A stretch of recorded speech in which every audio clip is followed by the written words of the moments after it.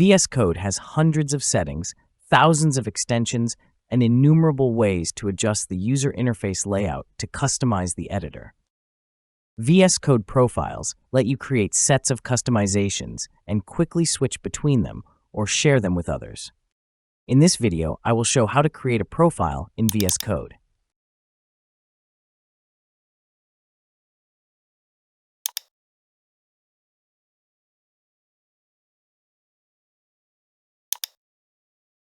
Choose a name for your profile and what to store in it.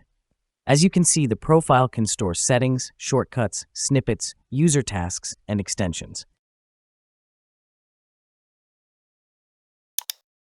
And that's it. The profile was created.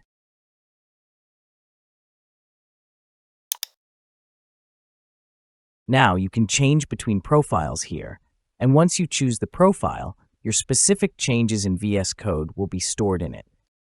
For example, you can create profiles dedicated to specific programming languages and store in it the settings and extensions you like. If you don't want to miss future videos, subscribe.